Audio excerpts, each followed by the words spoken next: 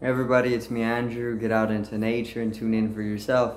Resonate with the Earth's electromagnetic field via 432 Hertz, the universal frequency. Balance out psychologically and emotionally, and further strengthen your brain and your heart's coherence as well. Get a plant-based diet going for yourselves today and nurture yourself right back into life. We are literally herbivores in our nature. Further balance out your physical body's pH level and get with alkalinity. Then you can generate some static electricity. Send me some love telepathically. Set attention to your mind and set intention to communicate. That is all there is to telepathy. You are now tuning in to great days. So this evening I'm going to talk on meditation and fasting, and how meditation and fasting can both lead to being able to distance yourself from the physical body and come to a type of transcendence for communion or experience of God, or even a mystical experience, or maybe even a transcendental experience. Okay, so let's get right into this. So fasting and meditation, these are both very, very, very, very effective ways of being able to dissolve away one's ego and slowly help you create a distance between you and your body and the mind. Okay, as witnessing, or as an observer. Okay, so you are not actually the body and the mind. These are just tools, you can call them, for building or manifesting or working on the corresponding dimensions. All right, the body is just a vessel, or is just a vehicle. Okay, and this is why whenever we talk about entity possession, or when we talk about inhabitation of the body from an entity, we talk about things like a hijacking of the body. You know, we only refer to it as a type of we refer to it in this way because there is the vehicle is the body is a vehicle. Okay, so this is why we talk about these types of situations in the way that we talk about them in collective. You know, because the body is a vehicle, it's a vessel, or it's a tool, or it's like a spaceship. You know, you can use the body to traverse hyperspace. Okay, once you activate the Merkaba, the light body, you can then leave Earth. Okay, you can travel the astral realms more so. Okay, very vital to each and every one of us.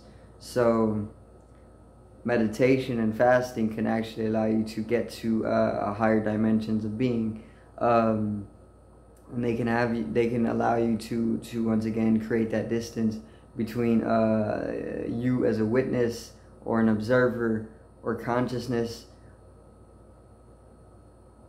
distancing you from the body and the mind. Okay, because these are more illusory in their nature. Okay, than they are prima.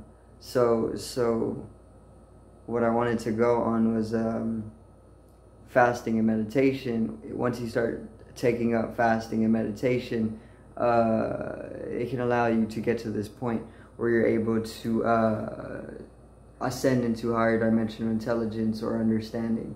Okay, you can start using the top brain more often. Okay, which is a very is a blessing for each and every one of us, because once you start using the higher mind more often, then you're able to consciously, more often and consciously, then you're able to download more cosmic or divine information, because there is a downstream of cosmic divine energy coming from the top higher chakras, coming right into the the fontanelle, which is the soft spot. Okay, which is where the ethereal cording also comes out or emanates. But there is a downpour of cosmic energy. This downpour of cosmic energy is what literally is allowing us to download cosmic information.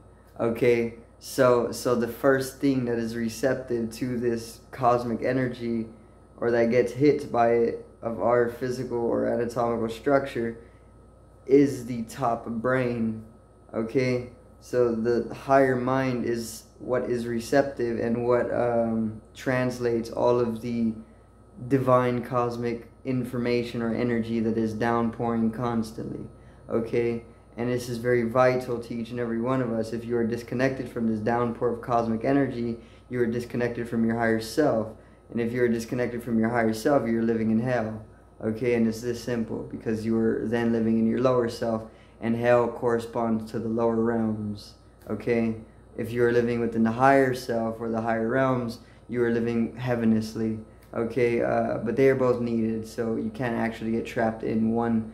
You can become aware of both, okay, and understand both, because we all live on both. Okay, we live in the middle, the earth.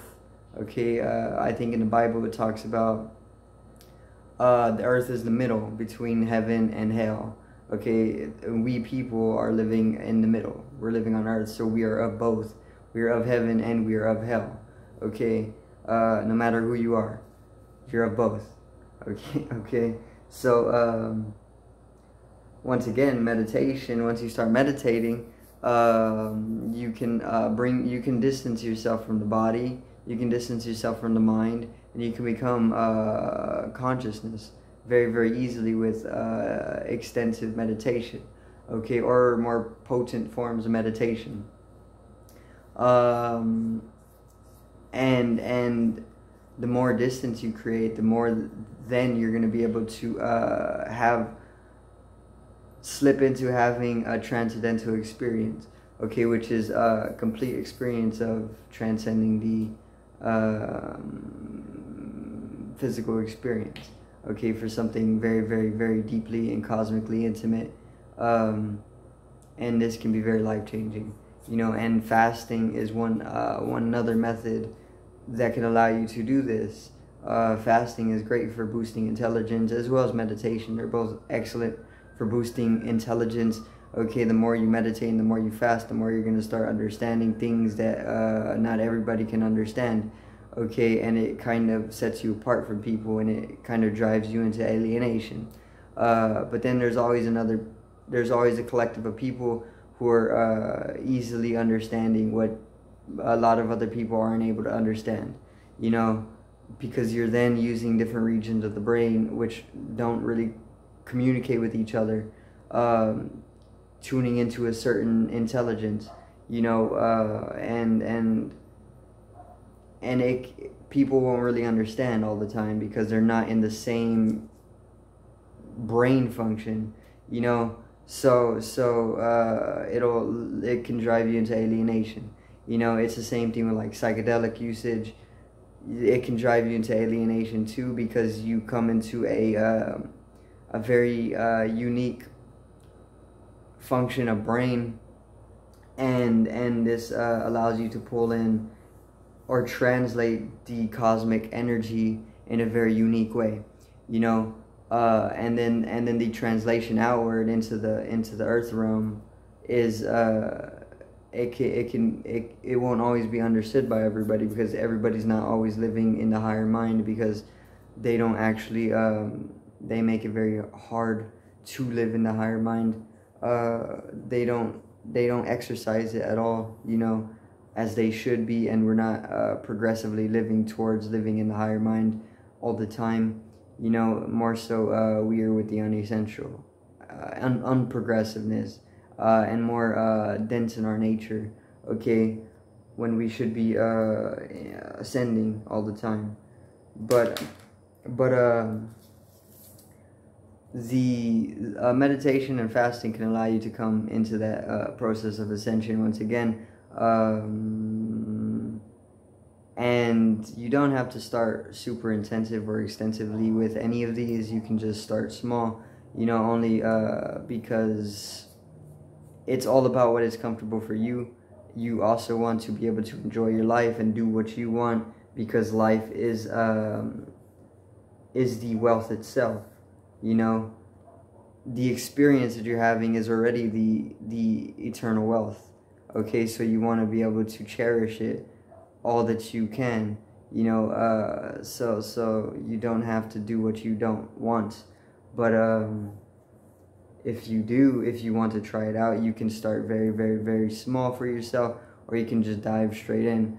Once again, you can start off with small meditation. You can do more potent forms, and you can even fast. You can start intermittent fasting. This is like 12 hours to 18 hours.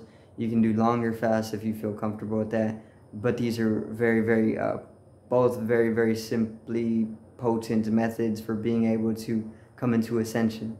You know, and I want to say psychedelic usage as well, but I don't want to promote the use of any type of substance at all, because this is something that should come naturally from within all of us, without any exterior additive at all, even if it is of a natural source, you know, because this is just part of our inward evolution. But psychedelics are also a very, very, very effective method as well, for being able to come into heightened states of consciousness. Okay, and that is the truth. So, and there's not just these three ways, there's many other ways. Meditation is pretty much yoga. Yoga is union in Sanskrit, and yoga is literally the source of unification, which is communion with God, okay, or with, or coming into cosmic consciousness, pretty much. All of one and the same thing. Various different intensities, various different explanations and experiences, but you can all kind of just understand it, put into one, you know. So meditation and fasting, very, very, very potent. Meditation, very, very simple, can be very potent. Psychedelics, most definitely very potent, and that's all I really wanted to say. Just give a little bit of method on ascension, and that's it. So do thank everybody for watching once again. I hope everybody has a great evening. One love, and peace out.